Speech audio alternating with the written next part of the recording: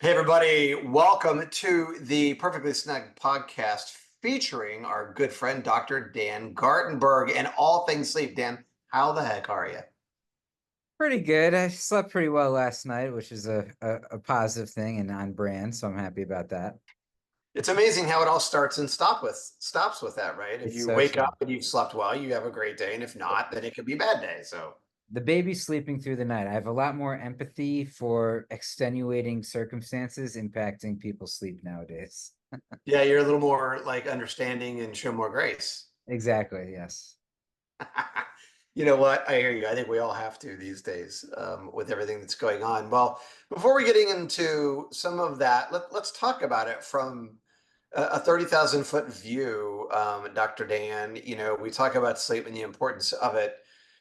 Talk about it today. Like everyone understands intuitively, they know in their own life that sleep's a big deal and they need to get more of it. But can you talk to us a little bit about what sleep actually does? Like, what does the function do? I know I've read things that it flushes toxins and things like that, but like, what is the purpose of sleep essentially? Yeah, so what you're referring to there is glymphatic drainage. That's a sort of a new finding in the literature for why we sleep. But every organism on the planet sleeps, and there's basically about five major reasons why humans sleep, and many of the animals also have share the same reasons. One that is very relevant for your passion and my passion is actually temperature regulation of the brain. Sleep helps you regulate your brain temperature, which is one of the reasons why if you can't sleep, your brain sort of overheats and you die. So that's a really basic function for why we sleep. Um, there's also memory consolidation, what you mentioned with the glymphatic drainage. Um, it's really how our brain, repairs information, human growth hormone, or it repairs damaged cells. Human growth hormone gets excreted.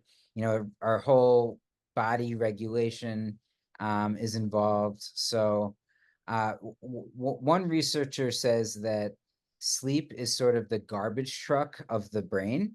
It's how we clean out the toxins that form in our brains throughout the day, and honestly, it's a big shift from in the past.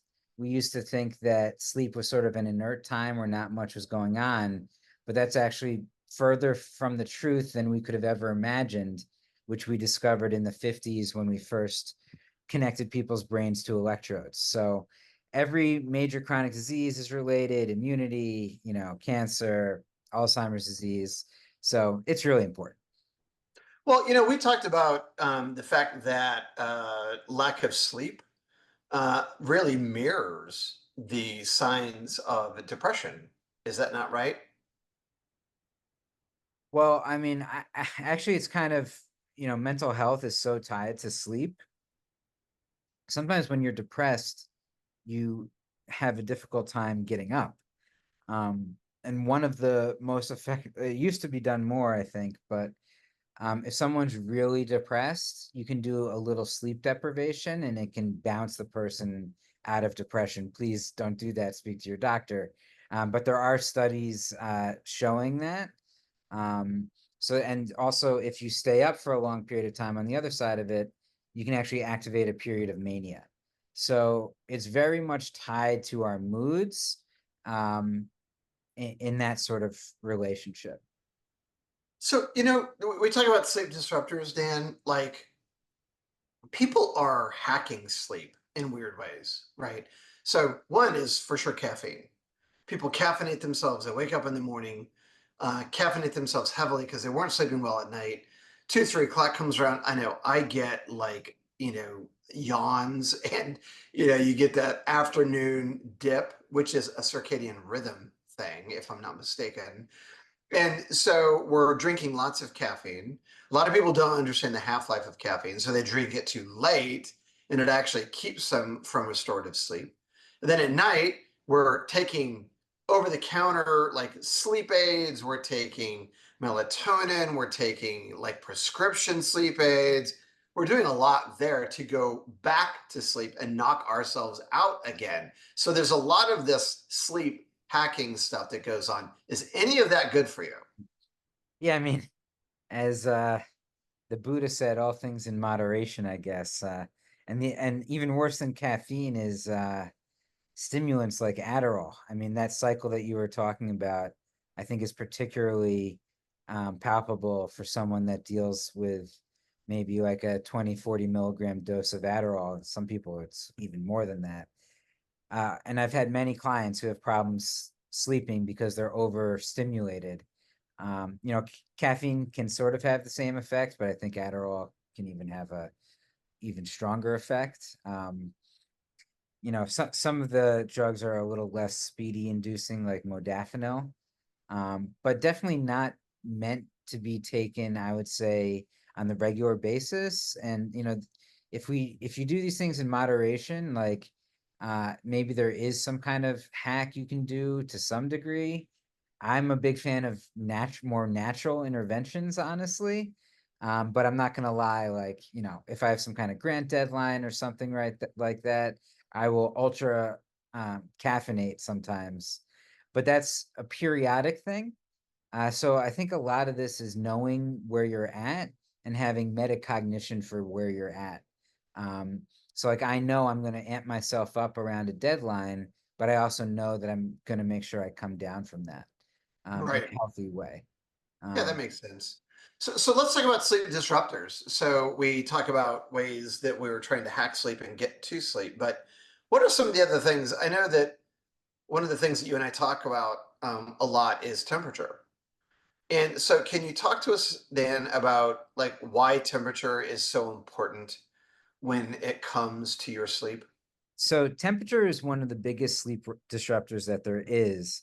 And the reason for this is because, first and foremost, uh, sleep is how we downregulate our temperature during the day so our brains don't overheat and we die.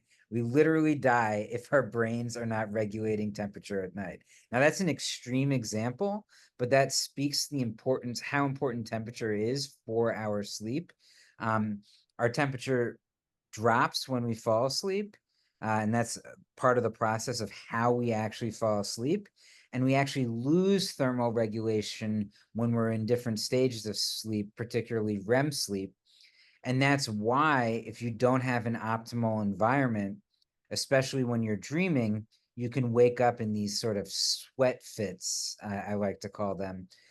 That's usually happening when you're dreaming and you don't have an optimal temperature regulating environment to prevent those sweating fits from occurring. Got it. And so what are people doing today when they talk to you, Dr. Dan, about, the problems they're having as it relates to temperature? Like what's the solution for people these days? Like how do they fix that?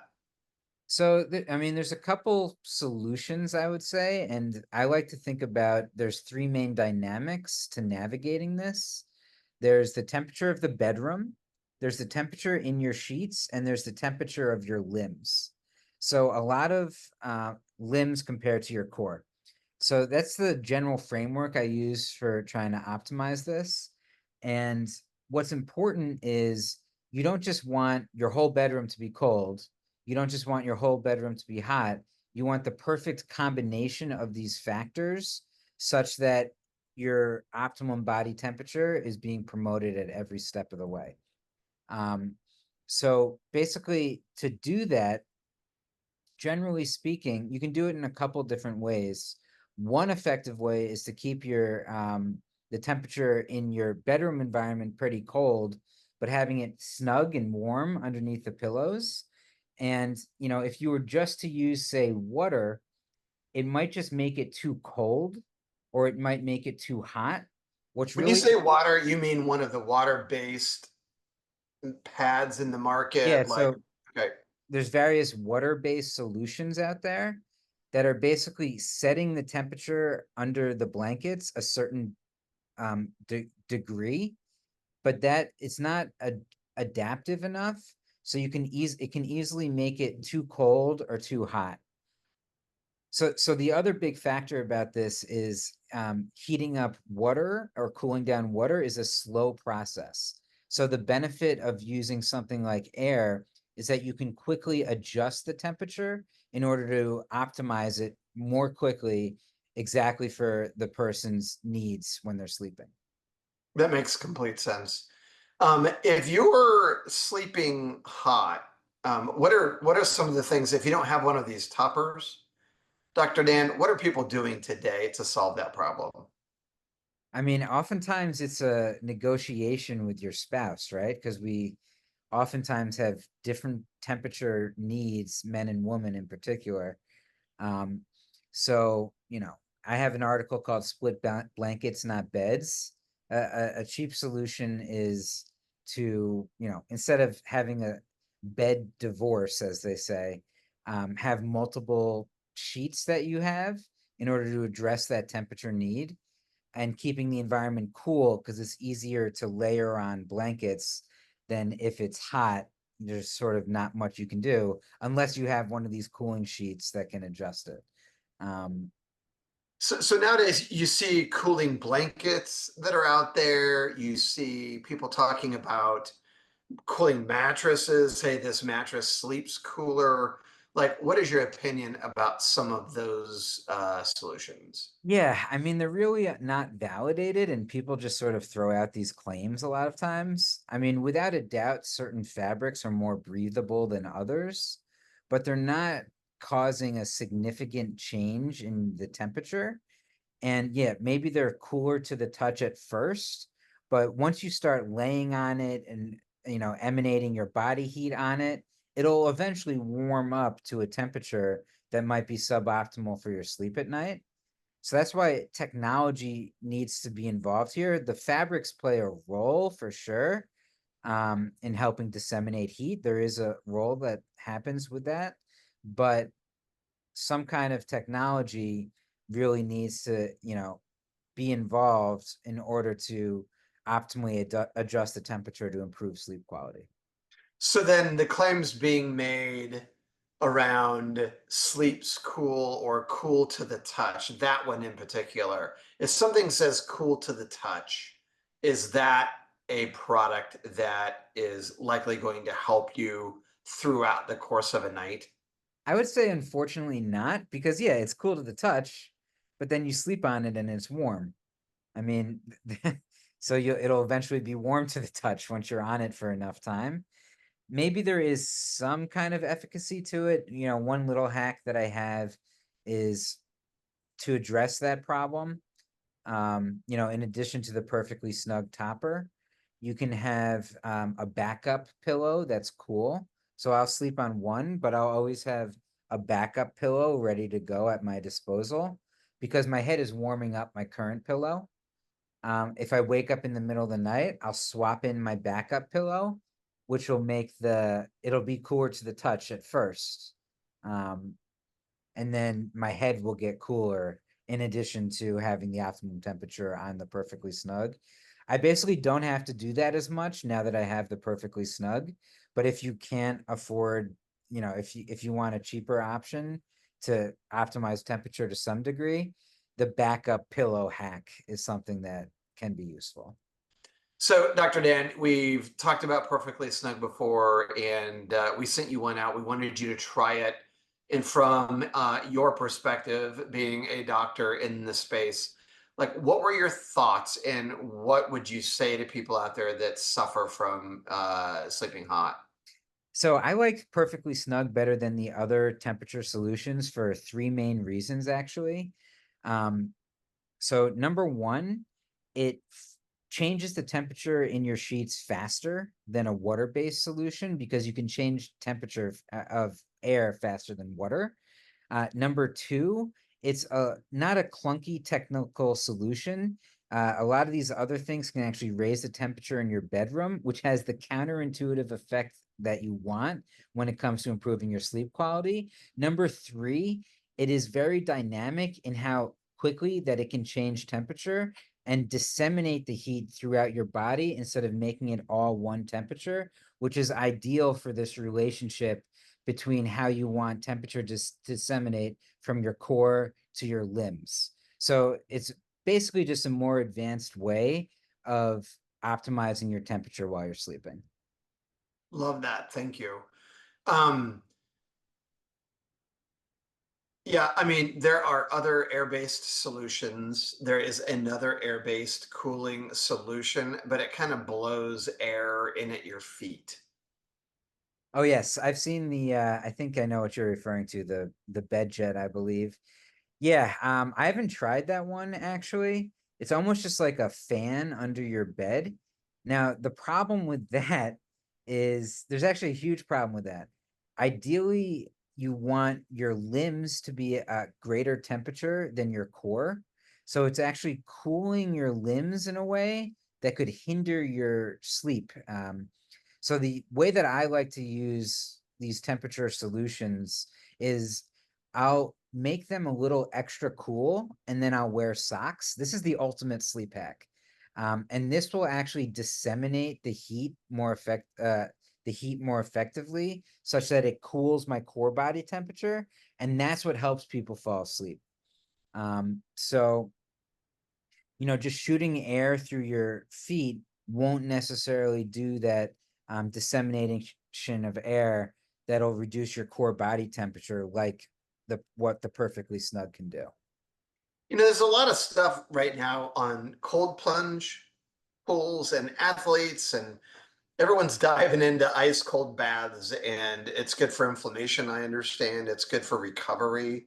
Is there anything you mentioned the fact that your wife had back pain? Is there, without making any medical claims, could sleeping at a colder temperature help you in any of those ways?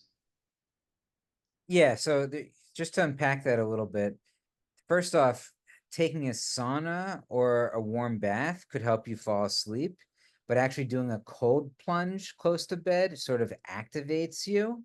So I highly do not recommend doing a cold plunge close to bed. That being said, it could be good like during your peak alertness during the day to sort of activate your circadian rhythm. But there's a lot of evidence that shows actually sauna and baths can increase your deep sleep. That's prior to bed. So Right.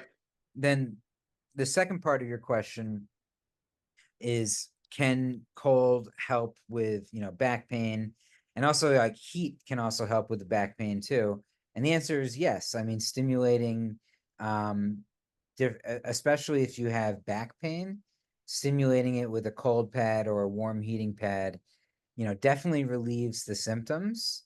Um, and there's a good deal of science backing that up, that the perception of your back pain just sort of, also relaxes you and gets you ready for sleep. If you can have that in the ritual of falling asleep, the more things we layer into that ritual that relaxes us, the better our sleep is going to be. So optimizing that temperature and having that as part of your bedtime ritual is a great way to fall asleep faster. So, I, I don't know that humans are meant to sleep together because you have so many issues, right? So you have someone may snore, someone may not. We all have different like circadian rhythms where someone may be a night owl, someone may be an early bird. And so those are conflicts. Blanket stealing, all kinds of problems that can happen. And we know that temperature, some people like a firm bed, some people like a soft bed. But then the other big one as it relates to snug is a lot of people don't like to sleep at the same temperature. And so how big a deal is that just I want you to think about it, from a psychology perspective and couples being together and sharing those moments at night together, and the fact that temperature could be something that is divisive, not bringing them together. Talk about that. I mean, it is a huge part of our bonding as a couple to sleep in the bed together. So the fact that Perfectly Snug can help people navigate that to adjust their own temperature needs so they can start sleeping together again, I think is a huge benefit on society. And, the depth of our connection that we have with each other during sleep is actually shown in our physiology, where there's evidence that our hearts actually match their beats together. Our bodies sense each other, and we we rhythmically sync together when we sleep together. And that's just speaking to the bonding nature of sleep. And if you can help people not get a sleep divorce, I think that's a huge win for having a happy, healthy couple, honestly. So, Dr. Dan, menopause is a tough thing. You and I aren't going to have to go through that, but for women, it's very difficult. There's a lot of side effects that come from that. I know my wife's getting close to that age. Uh, Hot flashes are definitely one. Night sweats, definitely one. Talk about the impact of hot flashes to sleep, and then talk about something like Perfectly Snug's ability to help people overcome that problem. So for women, hot flashes is one of the major causes of insomnia later in life. This is partly why the biggest demographic of people who suffer from insomnia are people in that 50 to 7 females in that 50 to 65 age group. Um, and it's partly because of a combination of things that are happening. When you go through menopause, you actually reduce your production of GABA, and this also plays a role in getting these hot flashes. Your hormones basically get out of whack. Um, with You're producing different amounts of estrogen and testosterone. And GABA is the most common inhibitory neurotransmitter, which actually gets thrown out of whack in this process too. So basically, a couple things are happening to our hormones and our neurotransmitters that are making it particularly difficult to stay asleep. And then on top of that, you're getting these hot flashes, which is making it essentially impossible to fall asleep because your body is literally heating up due to these hormonal fluctuations. So being able to control that is, I think, one of the key pillars to addressing someone who's having problems falling asleep and staying asleep when they hit their mid age and they're starting to experience these menopause symptoms. But I also want to emphasize it's not just menopause. These hormone fluctuations can change when someone is pregnant. When after they're pregnant too. So women have more of these hormonal changes that impact their sleep than men.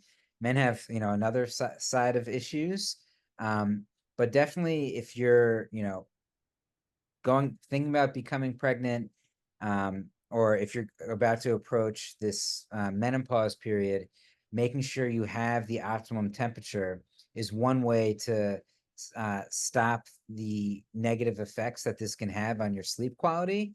Because what starts to happen is the hot flashes make it so you wake up and then you form these bad habits around waking up in the middle of the night, and it gets worse. And this is one of the main models of insomnia. It's called the 3P model, where different factors like your body's hormones initially start something out, and then you form behaviors that reinforces a negative thing for your sleep.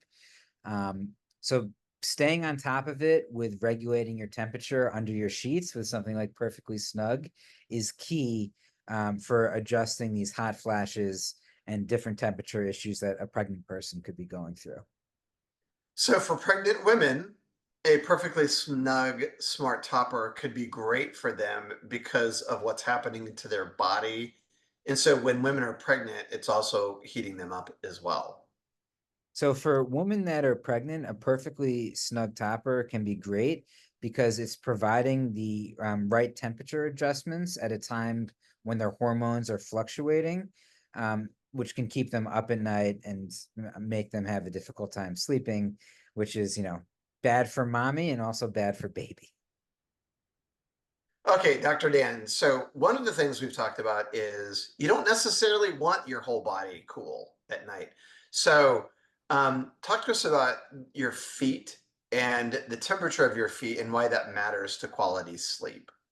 Yeah, and I just found so the perfectly snug topper can actually heat your feet, which is a feature that I found is really a beneficial one because you want basically your feet to be warmer than your head and your core, and that relationship results in a reduction in your core body temperature, which helps you fall asleep.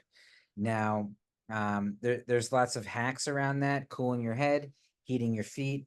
But it's really this relationship that you want the air to disseminate in a certain way throughout your body.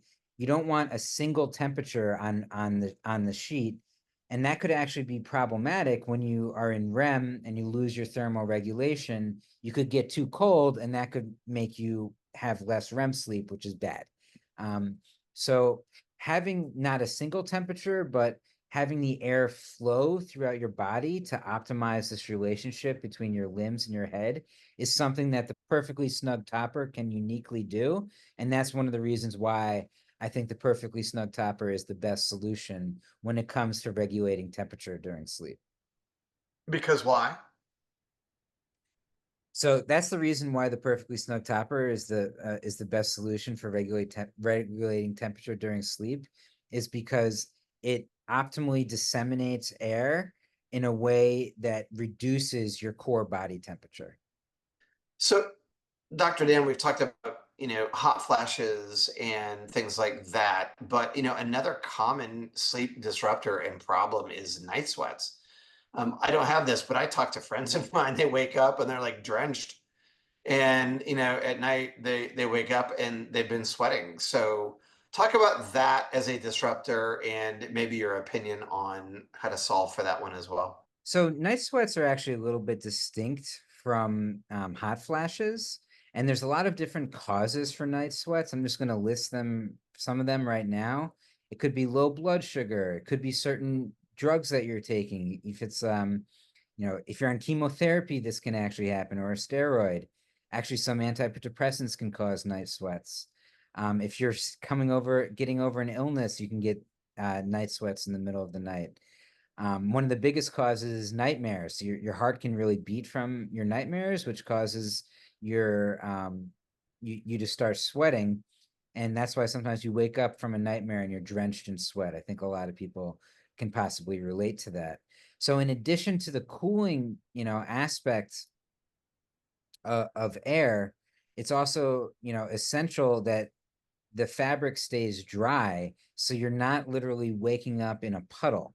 And having air blow off of you will keep you dry. Not only does it keep you cold, it keeps you dry.